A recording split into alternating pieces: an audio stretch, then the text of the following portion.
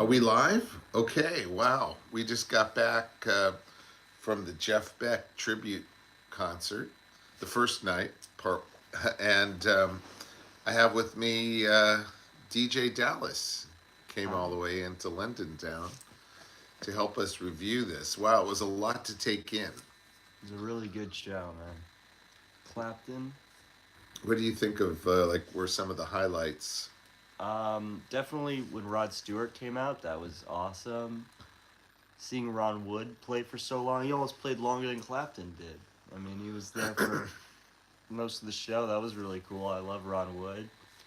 Um, Billy Gibbons was great. Johnny Depp was great to hear him do Isolation. That's a good song. Um, Excuse me. Clapton was great Get choked throughout. up.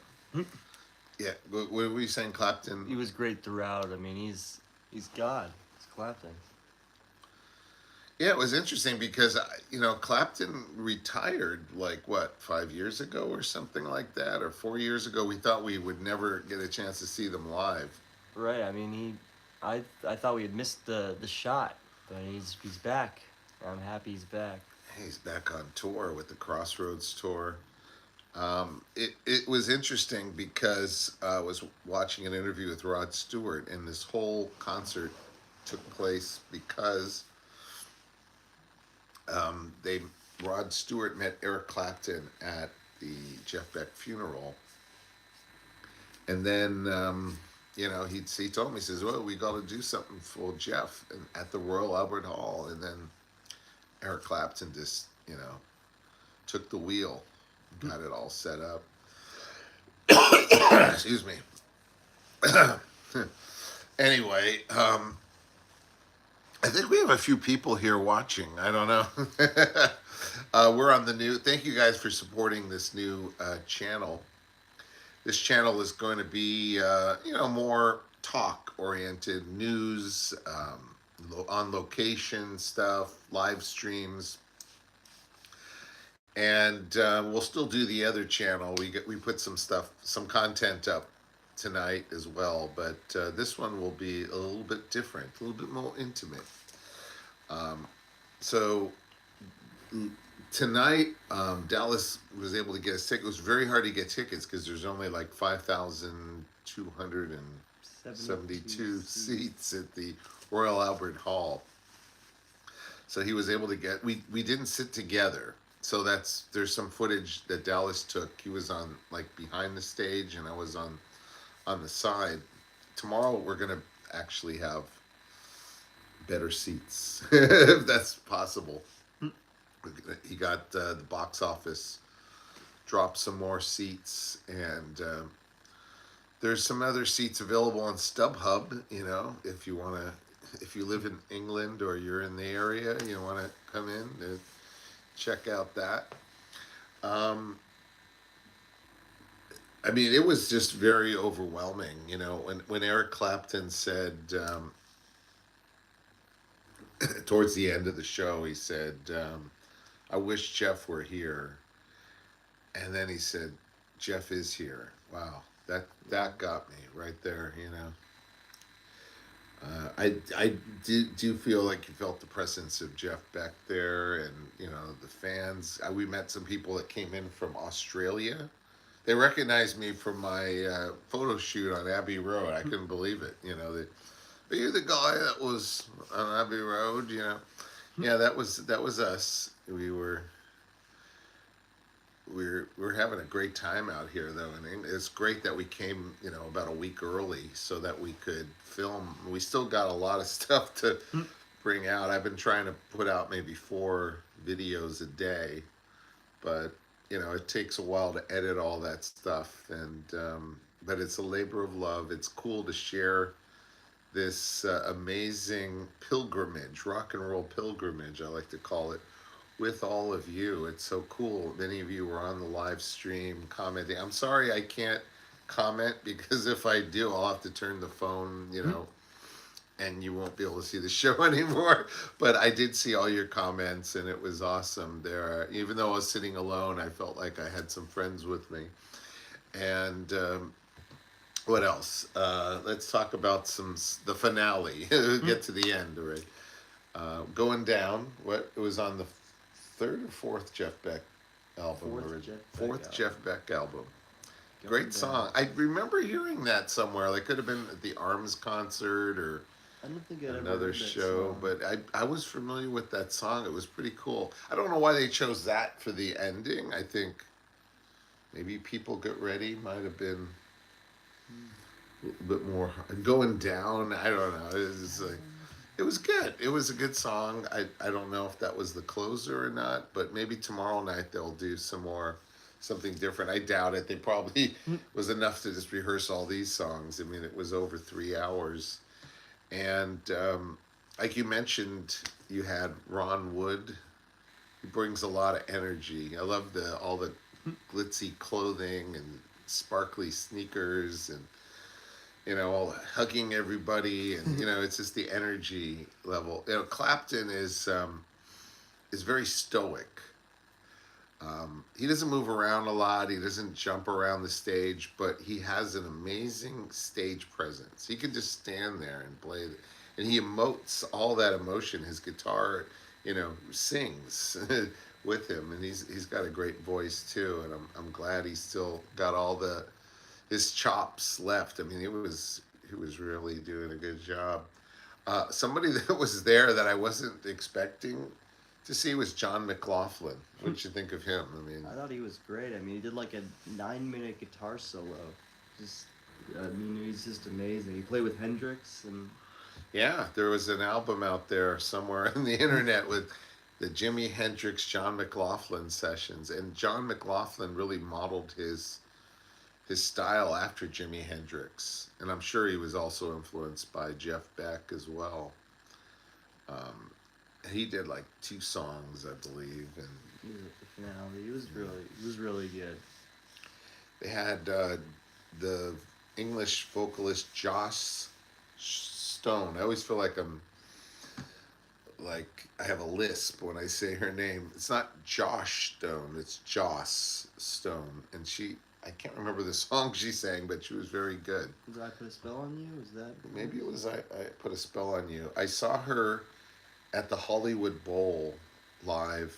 This was like 2006, maybe, or was when the Rolling Stones played the Hollywood Bowl for the first time, Well, and she opened for them, I believe. Gosh, I remember this stuff.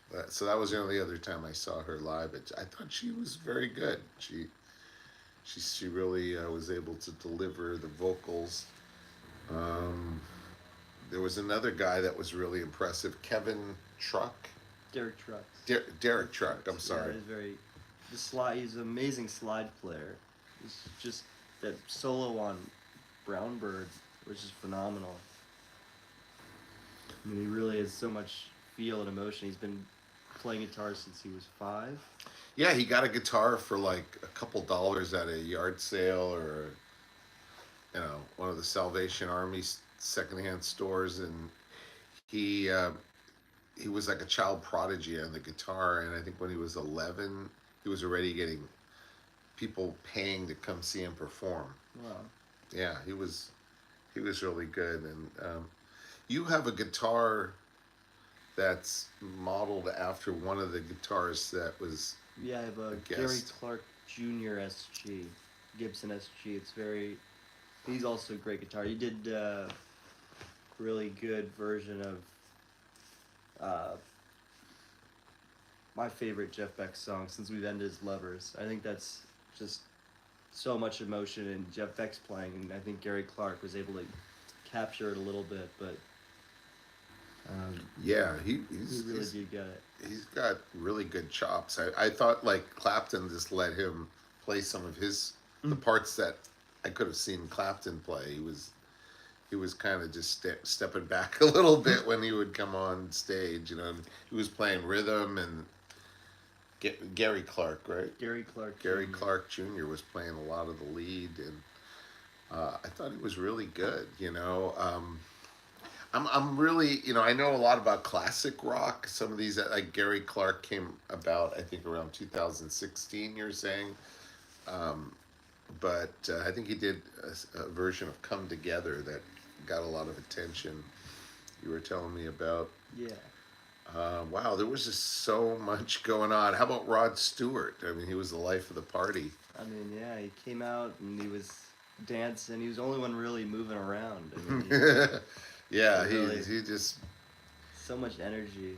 yeah. What a performer. I mean, he's just a real showman, and he's still very flexible. And he was kicking his legs up in the air and potching himself, and hugging everybody, and it felt like a real show. You go, okay, Rod was here, and I think he recently got a big tattoo. oh Yeah. yeah, I think I saw that on Instagram.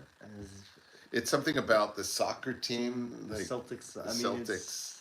It's I don't know. I mean, it's the man is what 77 years old or something like that. I don't know he if can do what he wants to do, but yeah. I mean, at least it wasn't as much as like David Lee Roth. I mean, David Lee Roth like it made these sleeves the and full vest. a body vest. I don't know. Japanese body vest.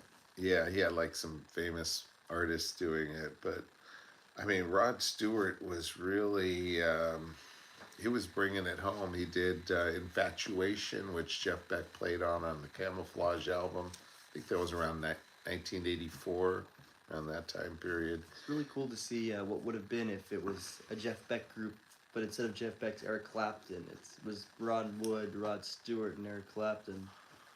I'm thinking about what that band could have been. Yeah, it was just I don't remember ever seeing Rod Stewart and Eric Clapton together. It, I mean, Clapton is very reserved, very, the typical elder statesman of rock, and very stoic, and then you've got Rod Stewart, just Mr. Flamboyance, and it was interesting seeing them all play together. Yeah, what would have been if they somehow had teamed up in the '60s? It would have been an interesting combination. And I think Ron Wood played bass in the Jeff Beck group, right? And he was playing bass a little bit tonight as well. I've never seen him play bass, so that was really cool. Yeah, because I think his instrument of choice when he was younger was the guitar too, but they needed somebody to play bass. So he's just very versatile. He can play a lot of different instruments, and he's a painter as well. And it was cool seeing some of his hand signed artwork over at the Rolling Stones store on Carnaby Street. Yeah, someone who's mastered the art of weaving, the ancient art of weaving. Yeah, we were hoping Keith Richards would have shown up, but no such luck. Well, there's always tomorrow night, right? We got to keep positive. Hopefully there'll be some. We thought there would be some unannounced. There was Kirk Hammett. I don't think he was announced from Metallica. He That's true. Showed up. That was cool. He brought Peter Green's Les Paul that he owns, so that was cool to hear that. I've never heard that one being played, so it was nice to hear the famous guitar.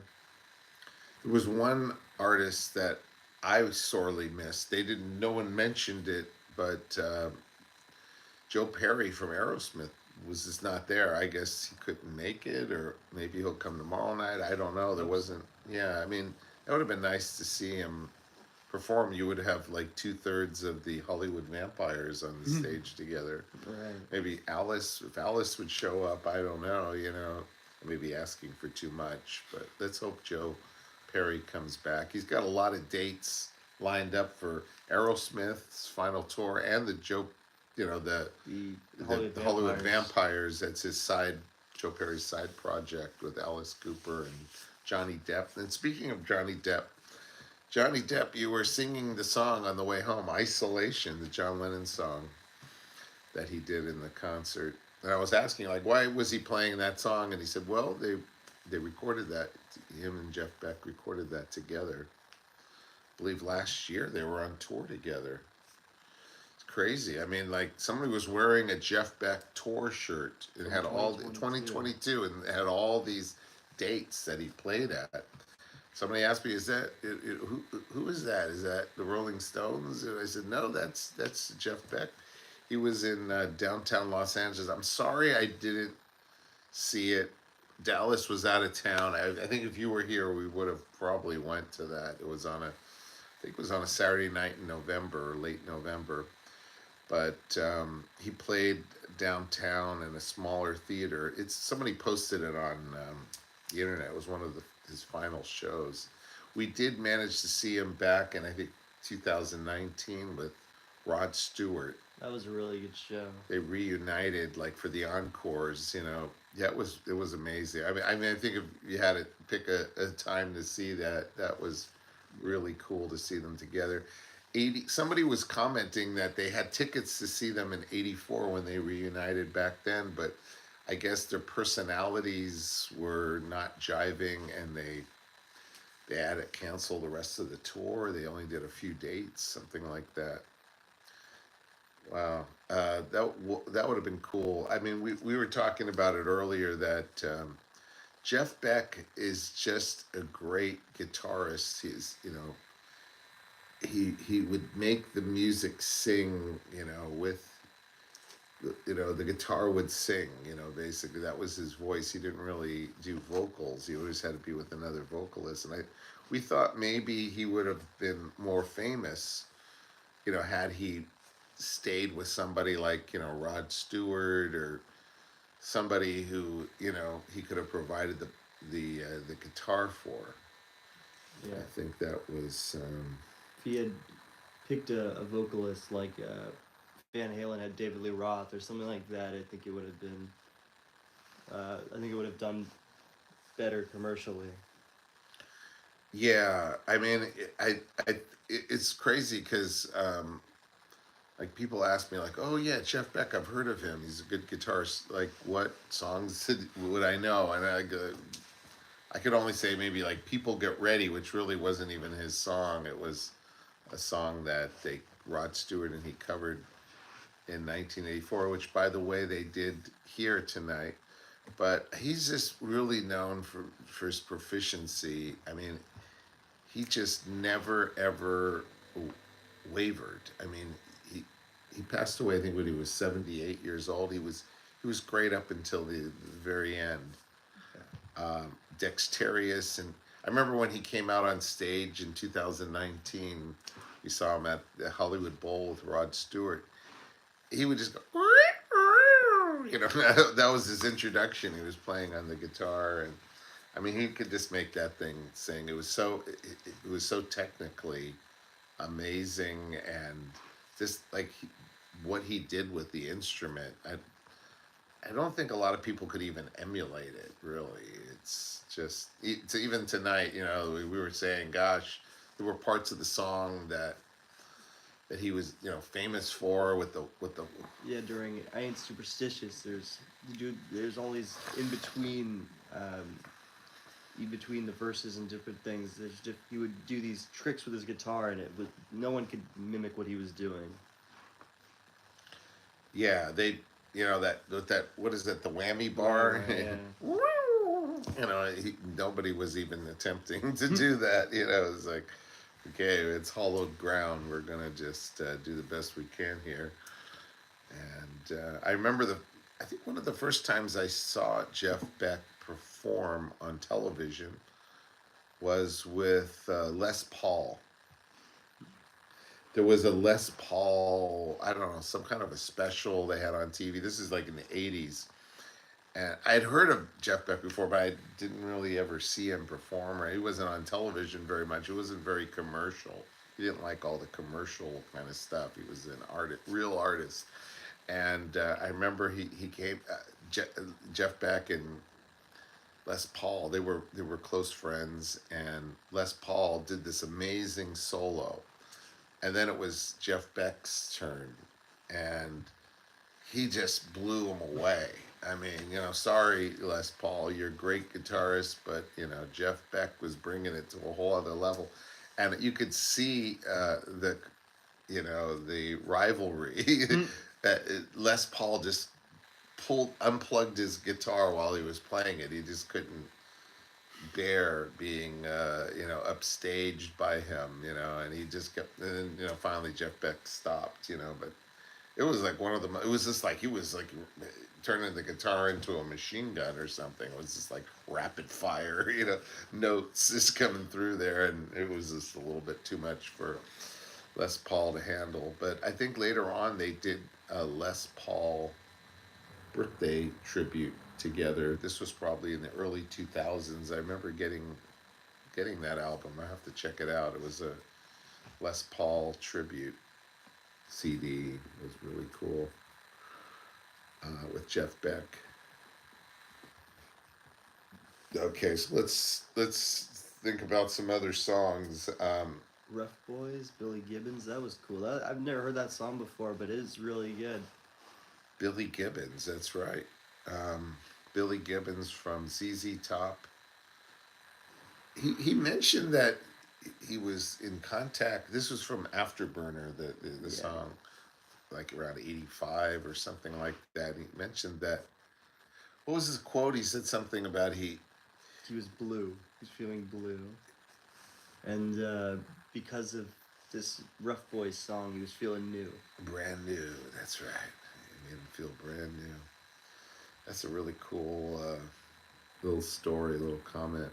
It's nice to hear, like, these people personally knew him, and telling these little hidden moments that you know must have been meaningful enough to remember for 38 years. This conversation they had. Jeff Beck also, I think he wasn't a great band leader, according to Rod Stewart. He was more of a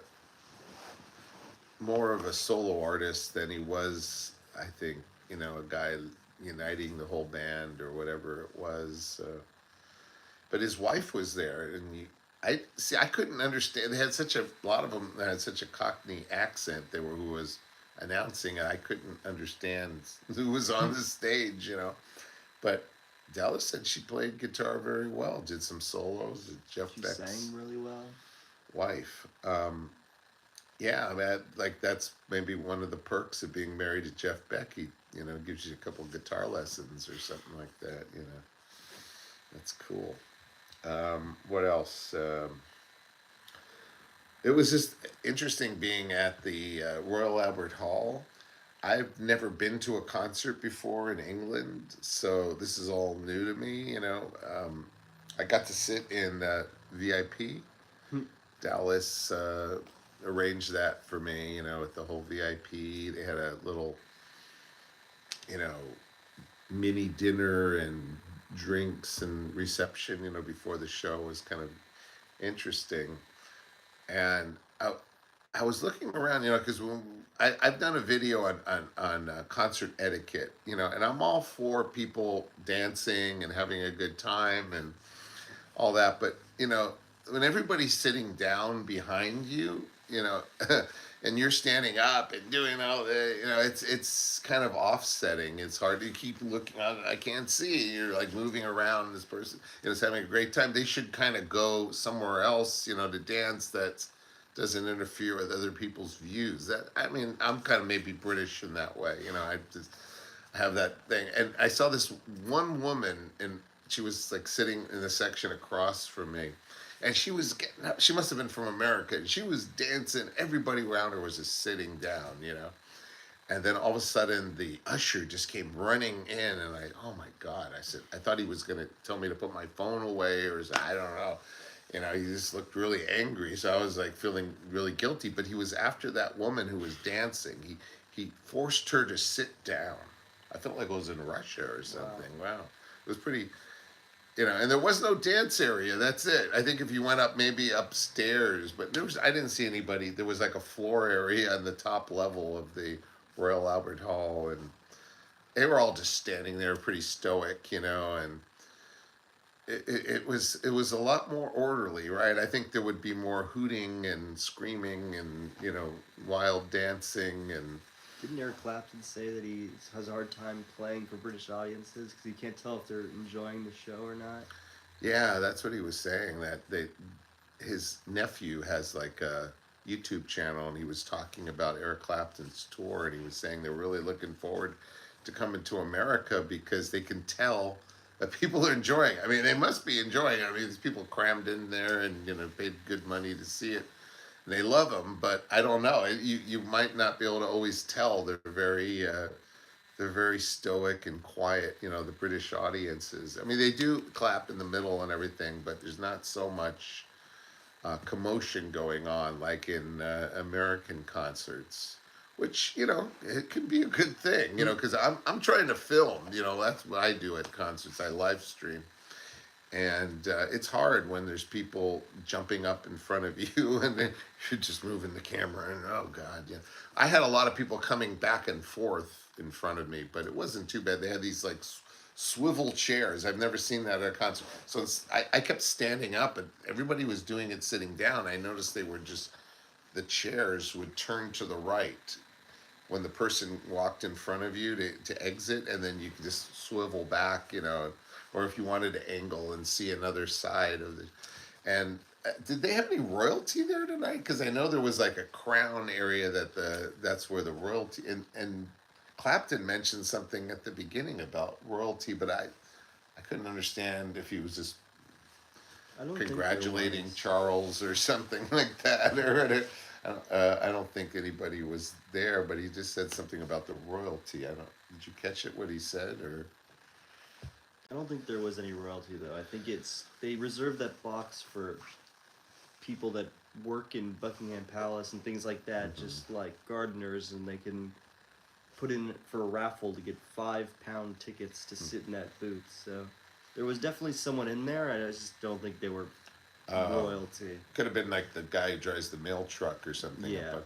Yeah, we found out. We thought that the royals lived in Buckingham Palace, but that's like many generations ago. They live in Windsor Palace. So everybody was waiting out there. Oh, someone's gonna come in, but it was just a guy bathing out in the fountains and the mail truck. That's all we saw. It was unusual, and some guy playing volleyball outside, but that was about it. Nothing royal about it. The people coming in and going.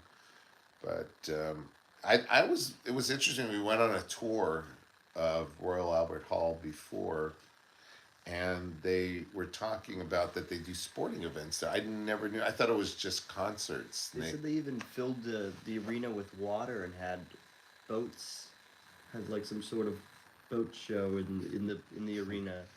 Had like 75,000 gallons of water or something crazy like that. Yeah, I heard him talking about it. And then he said as soon as it was over, they sucked all the water out and put it into tanks or something and carted it away. I mean, that's really interesting. And then they have like sumo wrestling. I didn't know the English were into sumo wrestling. Allen Ginsberg did some sort of poetry thing there, Wow. I saw, and they had basketball games. Muhammad Ali fought there. Yeah, basketball games at the Royal Albert Hall. It just doesn't seem right. But it's an arena, it's a circular arena, so they have the spectators up above, and then they clear out the seats on the floor. They have to do a sporting event, so that's kind of interesting.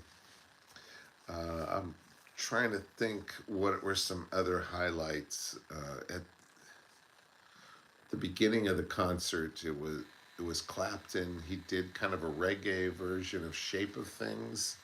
That was interesting. Yeah. It was hard for me to tell. I thought they were gonna do like Clapton's version of "I Shot the Sheriff" or something. It was very reggae, but Shapes of Things. Yeah, that the song by the Yardbirds and by the Jeff Beck Group was not like either version really. It was just a whole new thing. I kind of liked it. It was interesting. It was very bright and bouncy and happy, the way reggae should be, right? Clapton was really into reggae in that No Reason to Cry album. He did a reggae version of Swing Low, Swing Chariot in the mid-'70s. And yeah, 461 Ocean Boulevard, he did the Bob Marley song, I Shot the Sheriff. But they didn't do any like Clapton songs, at the show. We Yeah. thought maybe he was going to do Layla or something, or Crossroads. Sunshine of Your Love or something, but it was all like Jeff Beck oriented They would do songs uh, that were his favorites. Like even if it was just a Muddy Waters song, it had to be like Jeff Beck said he liked this song. Or yeah. Jeff Beck told me we had a conversation. We were arguing which one's better. That was a moment Clapton said. He said they arguing which song was better, and they ended up playing that Muddy Waters tune. Yeah, that was interesting. Well, we have another couple days here in Britain. Right now, it's 2 in the morning. It was somebody was asking, because when I put up the live stream, I haven't done a live stream in a while. I didn't put the title of the first one. I did the part one, and this guy's like, "No way! These guys are doing a concert in the afternoon." No, Britain is like 8 hours ahead of Pacific Standard Time, so it's kind of late here. But I don't know. It's like the light stays out really. I've never been anywhere where the sun goes completely down by like 9:30 at night. I mean, it's unheard of. It's like the latest it ever goes down in the summer is maybe 8:30, quarter to nine in Los Angeles. So it was interesting. Just your concept of time is kind of a little bit different. Plus we were coming from different time zones. Time travelers. That's right. Trying to think what other. There was another vocalist. I don't remember her name. She had the dark hair, and Dallas said she was. Was it Imelda May? Maybe she played on some Jeff Beck. Jeff Beck albums. She sang on. I thought she did a good job. They had Jeff Beck's female drummer was there. Oh, that was who she was. Okay, was she just played a couple songs, or She was. I think she played a decent amount of songs. I think when Clapton was on stage, he had his own drummer, and then when he wasn't there, they brought her on. yeah, like Clapton came on at the beginning. I'd say for the first maybe 40 minutes, he was playing with everybody. Then he just left the stage until the end of the show on part the two second, of it. yeah. Yeah, like he came back again and he played with Rod Stewart and Ronnie Wood. Yeah, it was really a interesting experience. It's a lot for me to take in. We're looking at it again from a fan's point of view, so we're not going to do any kind of harsh criticism of any of it because we're fans, right? Yeah. And hopefully you are too. Yeah, there wasn't really anything to criticize. But like some people have to they have to be contrary. Some of these YouTubers and they have to trash, people and all that. But no, these guys were inspiring, and it was just really a wonderful tribute to Jeff Beck. He's one of the lesser talked about, but guitar player. Really, I mean, as in comparison to how great he is, people don't really bring him up that often. And he's just amazing. He was an amazing guitar player, and yeah, nice it's to see just him honored. one of the greats from England. Just somebody who really changed the way people view the instrument, the electric guitar, and changed the way it was played. And he also kind of ventured into jazz fusion a little bit, and he was very eclectic. He played different styles, but you could see he was based in the blues. He loved blues music. And Another highlight for me was Beck's Bolero. That was cool. See Ron Wood out there again playing that song. yeah, Beck's Bolero is that from Truth? Yeah, From the Jeff Beck group. Yeah. I think Clapton was playing Beck's Bolero also. That was cool. Yeah. Keith Moon played on the original. Wow. That's interesting. And Keith Moon also named Led Zeppelin. He was into the new Yardbirds, I guess.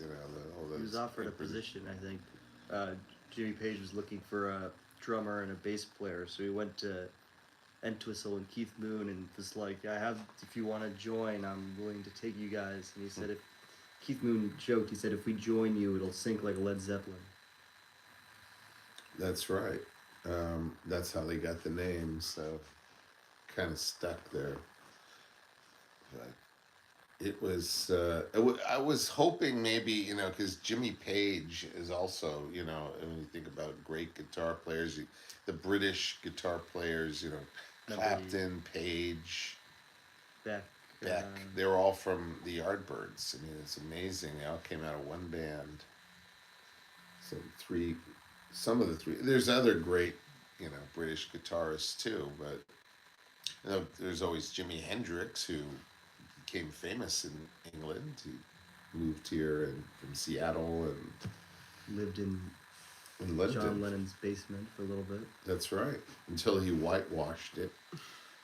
You were telling me there was like a purple wallpaper that Brian Epstein, I think, sent in these designers to make it look, really chic. And then all of a sudden, like when Jimi Hendrix rented out, or he didn't rent out, they let him stay there as the basement. He couldn't stand that purple wallpaper, and he whitewashed it. And then they had to ask him to leave. Imagine that. It's like you can't be repainting the walls here now. You'd think Hendrix would be busy like doing other things like writing songs and recording. He was just always doing that. I didn't know he was into painting walls. I think only on LSD he does But that. yeah, but it's just there's so much. People are writing to me and they're telling me go to Ron Wood's house and go.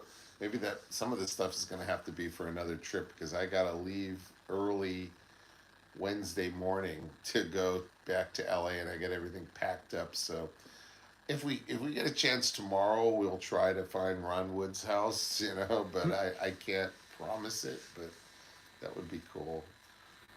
And we're gonna try to go to the Abbey, right? Westminster Abbey. Westminster Abbey. You want to see Sir Isaac Newton's place of rest? Yeah, he's buried with Darwin is there, and Stephen Hawking is buried there. Wow. Strange that Darwin would be buried there because I thought he was like contradictory to the traditional ideas of creationism and all this stuff that the church stood by. So that's kind of a new. We did see the Rosetta Stone. That's right. Cool. Yeah, in the British Museum. British Museum, they had the Rosetta Stone, and that's where it all began. Understanding the hieroglyphs, and it's just there's so much here, with literature, and we saw the Globe Theater, Shakespeare's Globe Theater. It's just a lot to take in. I highly recommend it if you're a classic rock fan, or just a fan of culture and history. This is the place to be. This really. And I owe it all to Dallas because I was, oh, that's cool, Jeff Beck tribute, but I would never really think about planning a trip like this if it wasn't for you. He did all the. I was thinking I wanted to see a show abroad. I was gonna either see Springsteen in Ireland or something, but this came up and it just seemed like more once in a lifetime. It's like I could see Springsteen in LA. I can't see the Jeff Beck tribute in LA. Yeah, they were only doing it here at the Royal Albert Hall, and he got me some amazing tickets. We're thinking of maybe doing like rock and roll tours. It would be cool because a lot of people say, "Oh, I wish I could have gone with you and everything." So maybe we're thinking about U2 is going to be in Vegas. Vegas. They're going to open the Sphere. Be the first band to play the Sphere and on the Strip, so that would be cool to cover. They're going to do the Octoon Baby album. Yeah, they're doing a lot of shows. Like what do you say? It was like 25 shows. Yeah, but there's no. The only downside is the drum. It's the first time they're playing without all four original members. They're playing without Larry Mullins. Yeah, I think he took ill. I wonder who's going to replace him for the tour. I think they released it, but I can't remember offhand. Stewart Copeland would be an interesting substitute drummer for them. Yeah, that would be cool. I'm not sure who's playing there, but we're thinking of that, and I think Kiss is coming to the Hollywood Bowl and do their final final tour. If you're a Kiss fan, we might be doing something there. You know, Aerosmith's coming to the Aerosmith. Forum. Yeah. They're bringing their Dolby sound system with them. That sounds like it'll be a good show. Yeah, that's their final tour, and then Dallas got tickets to actually their final show in Canada, right? Yeah. This is like in I think June 24th. Or January 24th next year. Right? January 24th. That's right, 2024. So yeah, and then maybe a rock cruise. They have these classic rock cruises where Roger Daltrey has been going year The after Rock year. Legends Cruise. Legends Cruise. Is that the one where Mickey Dolenz would appear as well? I like to see the two of them together, Mickey Dolenz and Roger Daltrey doing like Unka Fooled Again. And Or if they do a Monkey song, that'd be cool. Like I'm a Believer. yeah, Roger Daltrey can could do see Davy that. Jones' part. I could see that. That would be really awesome. So, yeah, a lot of cool stuff in the mix. We're thinking of maybe going out on the road again, you know, and having some of you guys join us. You know, maybe we do some tours and things like that. You know, we go to find some cool locations. Dallas is amazing. He's able to find all these locations, and he knows where they are because he has a locating device on the phone, you know. GPS. GPS is called, yeah. And he can track this stuff down. It's amazing. There's a lot of good rock and roll sites in LA. They got that Laurel Canyon where, Neil Young and Crosby, Stills and Nash lived, and all those cool, Tom Petty, all that's cool, like LA 60s or 70s sound was in the sounds of the canyon. canyon, yeah. And the Doors took some pictures for their albums up there. I think Waiting for the Sun was taken up in Laurel Canyon, and Jim Morrison had that Love song Street. Love Street. I think his girlfriend had a house there that he shared with her. We've got some comments. I'm sorry they're kind of small because of, but anything we can answer. I miss Jimmy Page. Me too.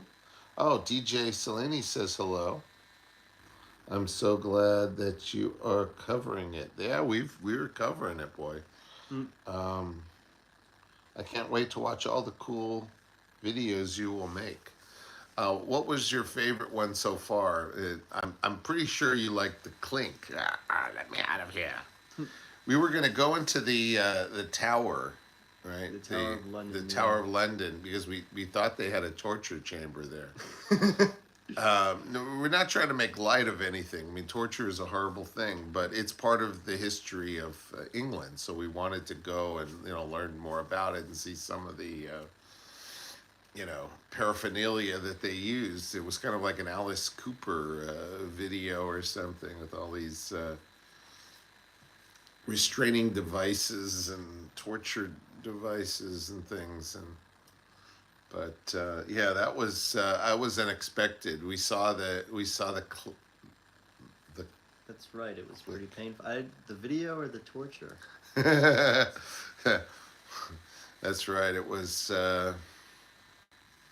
torture, and it reminds me of, like, I used to work at a senior citizen hotel, and they would go to movies. Every once in a while we'd take them to a movie, and I remember a couple of the residents were having this conversation about if the movie was too violent, and one of the ladies says, no, it was the perfect amount of violence. She's like 95 years old. She's perfect amount of violence. I didn't think there was too much violence. Must be really late though. It must be late. It's about 2:15. Get So the vaudeville cane out. you got to get the vaudeville cane, right? It's time to say good night or good morning wherever you are. I think it's 5 o'clock somewhere, but we'll be back at it again on the other channel. If you want to see the live stream, I will try again to do it. Hopefully it'll be better because we're going to be closer up, so we should get some better footage. And what else can I tell you? Thank you all for watching and for supporting this channel.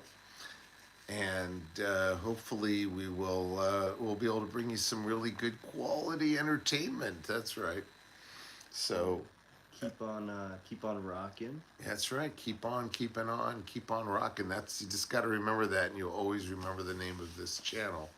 So anyway, it's our first week, and we're really glad to see so many people from my other channel join in and support us. Thank you so much for doing that. And I'm gonna say goodbye because I don't know what time it is over there, wherever you are. But goodbye, everybody, and thank you so much for watching. And thanks, Dallas, for all your insight into rock and roll. You know, we could just talk about it all night, but there is tomorrow.